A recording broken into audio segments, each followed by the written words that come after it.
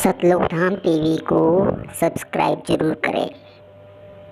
कि जो इस परमात्मा की शरण में आ जाते हैं, जो भक्त संत, वो फिर उनके लिए किसी चीज की कोई समस्या नहीं रहेगी। आप देखना, जिन भक्तों ने सच्चे दिल से ये भक्ति कर रखी है और जिनको 4, 5, 10 वर्ष हो गए हैं, दास को पता है उनकी उसमें क्या स्थिति थी और आज उनके कितने सुख दे रखे हैं। तो इसलिए इस परमात्मा की शरण में आने के बाद आपके भाग में ना होगा वो भी सुख देगा। ये समर्थ है।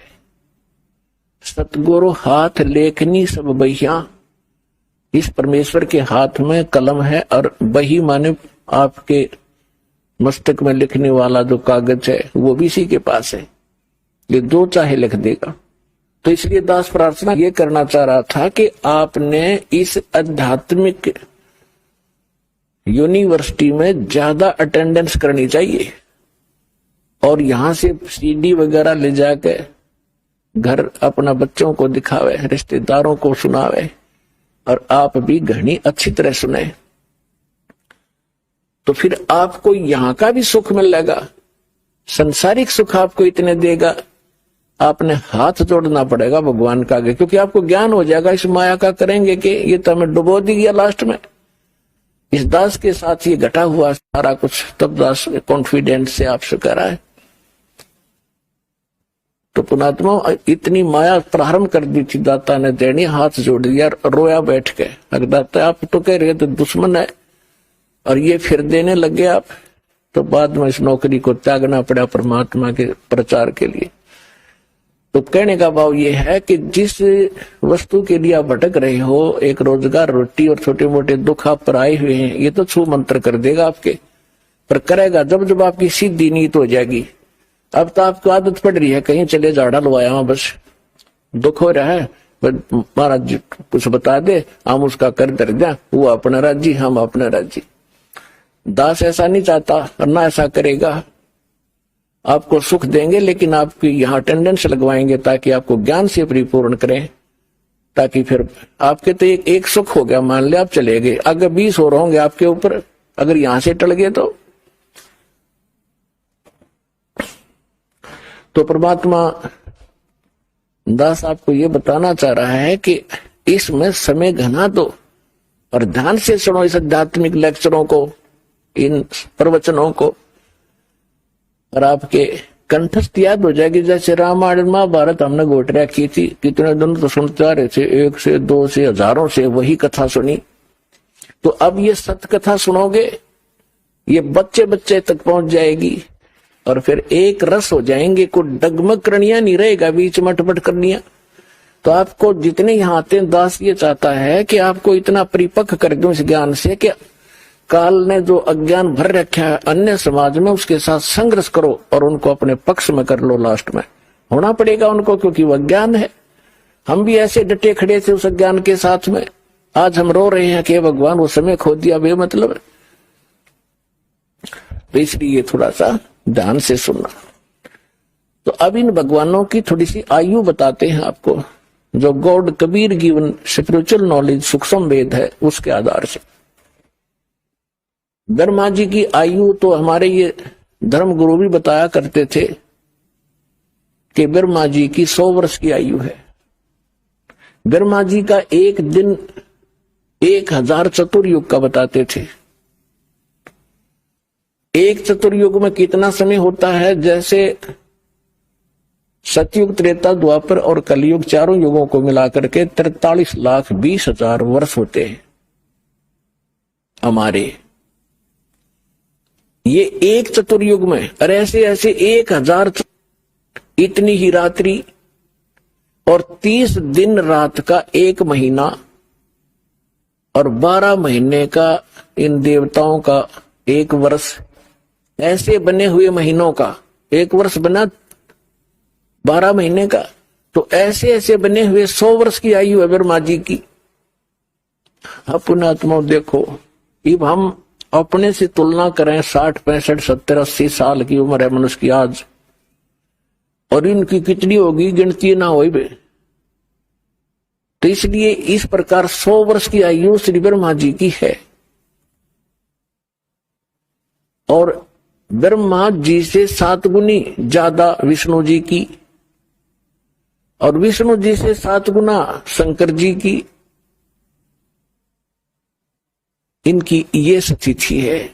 ब्रह्मा जी की 100 वर्ष, विष्णु जी की 700 वर्ष और शंकर जी की 4900 वर्ष, 4900 वर्ष। और ऐसी आयु वाले शंकर भगवान 70,000 मर लेंगे। जब 70,000 शंकर जी की मृत्यु हो जाएगी, 70,000 शंकर मर जाएंगे शिव, उसके बाद एक ब्रह्म मरेगा सरपुरुष, और एक ब्रह्मांड का विनाश होगा। फिर ये सारे जीव इंक्लूडिंग दुर्गा और ये सरपुरुष ज्योति निरंजन और ये सब ब्रह्मा विष्णु महेश वाली सब आत्माएं नष्ट हो जाएंगी, शरीर नष्ट हो जाएंगे। ये आत्माएं ऑटोमेटिकली दूसरे ब्रह्मांड में चली जाएंगी। और वहां फिर क्या है, इस ज्योति निरंजन का शरीर और दुर्गा का एकदम युवा बन जाते, वहां जाते ही। केवल इन दोनों की उत्पत्ति प्रथम होती है वहां ऑटोमेटिकली। जैसे आप देखते हो गेहूं के अंदर गेहूं कणक डाल रखी है, उसमें अपने आप सुरसी डोरे बन जाते हैं। तो उस जिस लोक में ये जाएंगे, जाते ही इनके ऐसे दोनों के युवा शरीर बन जाते। फिर इनसे सभी आत्माएं जो दुर्गा के शरीर में प्रवेश कर जाती हैं, वो दोबारा फिर इसी तरह वहां इनका जन्म प्रारंभ होता है। फिर दूसरे ब्रह्मांड में सृष्टि शुरू होती है।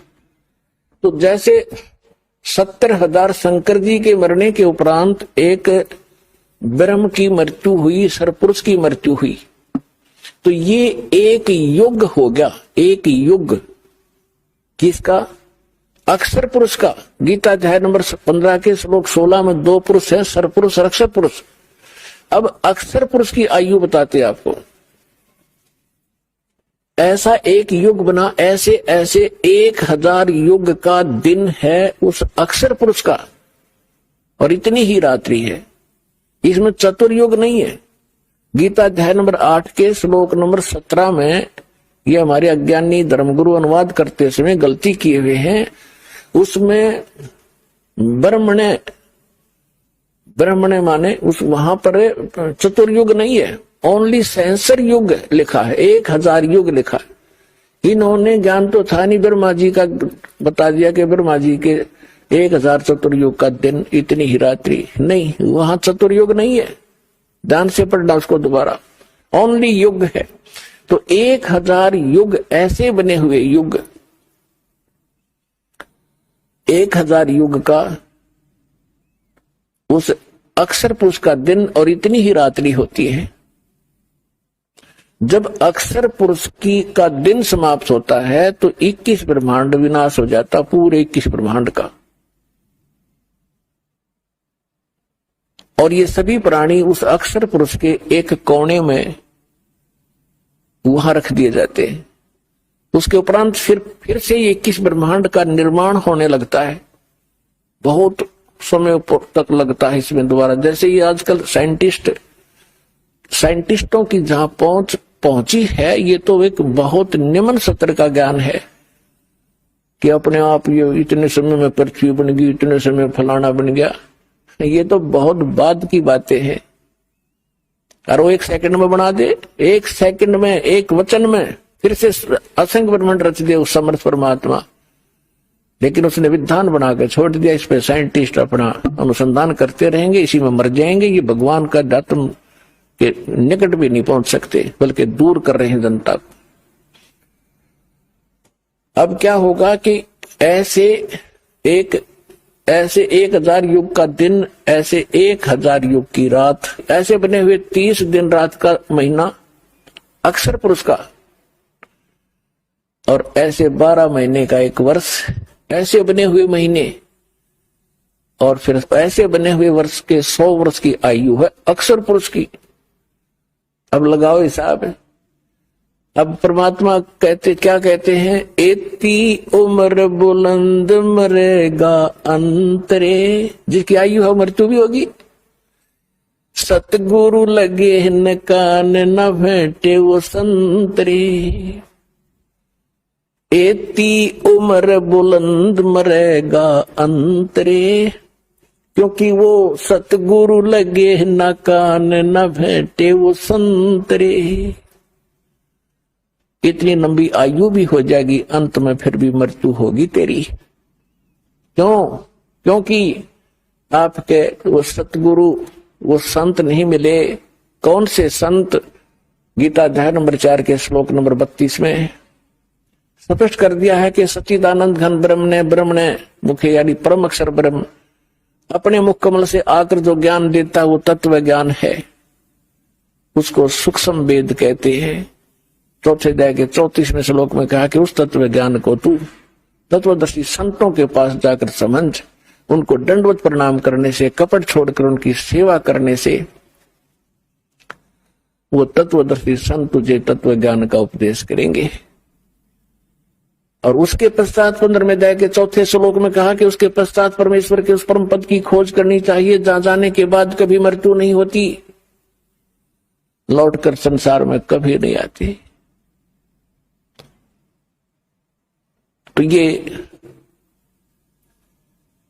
तो यहां क्या बताते हैं, जैसे कुरान शरीफ के अंदर भी यही प्रमाण है, सूरत फुरकानी 25 आयत 52 से 59 में, कि जिस परमेश्वर ने 6 दिन में सृष्टि रची, 7वें दिन तख्त पर जा बैठा, वो कबीर परमात्मा है। और उसकी खबर किसी बाखबर से पूछो, वो कुरान शरीफ का ज्ञानदाता भी उससे परिचित नहीं है। यजुर्वेद अध्याय नंबर 40 के श्लोक नंबर 10 में भी यही स्पष्ट किया है कि कोई तो परमात्मा को संभुहात कहता है, कोई असंभुहात कहता है। संभुहात माने जन्म लेने वाला, असंभुहात के वो कभी जन्म लेता ही नहीं, अजन्मा है, निराकार है। कोई रामकृष्ण रूप में मानता है संभुहात, तो वो परमात्मा कैसा है, जन्म लेता है या नहीं लेता है, उसकी जानकारी तत्वदर्शी संत बताते हैं, उनसे पूछो।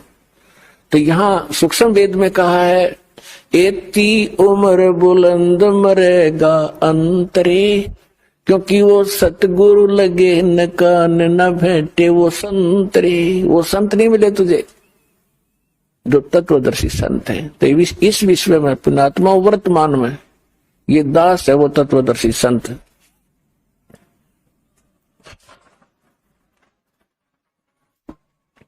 इसको ते अभिमान समझ लियो और ते सच्चा ज्ञान समझ लेना। ये आपकी बुद्धि के स्तर पर डिपेंड करता है। और फिर इससे पहले जो तत्वदर्शी संत थे उनका भी थोड़ा विवरण कराते हैं। जिनको परमात्मा मिले, तत्व ज्ञान से परिचित कराया और खुद गवाह बनाए, सतलोक सचखंड ले जाकर, वो तत्वदर्शी संत थे। उनकी किसी ने सुनी नहीं और उनको आदेश भी दे दिया गया था कि अभी ये भोली आत्मा इस अनमोल ज्ञान को ठुकरा देंगे, ये छुपा के रखना। तो कौन कौन थे वो तत्वदर्शी संत?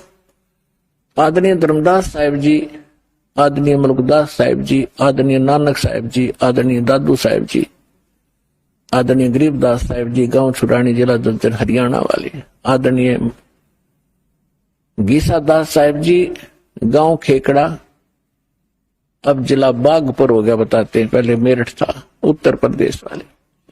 तो इन महापुरुषों को पूर्ण ज्ञान था, परमात्मा से परिचित हुए थे, लेकिन इनको मालिक ने आदेश दिया था, धर्मदास मेरी लाख दुआई, ये मूल ज्ञान तत्व ज्ञान की तबार ना जाए, अब इसको सार्वजनिक ना करना। यदि ये सार्वजनिक तुमने अब कर दिया तो कहते हैं ये मूल ज्ञान बाहर जो पढ़ी तो बिचली पीढ़ी हंस नहीं तरही। ये बिचली पीढ़ी है 5500 वर्ष, जब कलयुग बीत जाएगा तब ये बिचली पीढ़ी प्रारंभ होगी। तो आपके लिए ये सब कुछ छुपा के रखा था दाता ना, यू खजाना, अरे इस दास को दे दी इस खजाने की चाबी और कह दिया बेटा खोल बखेर दे अपने भाई बहनों के लिए। तो ये आपके ऊपर ये बिचली पीढ़ी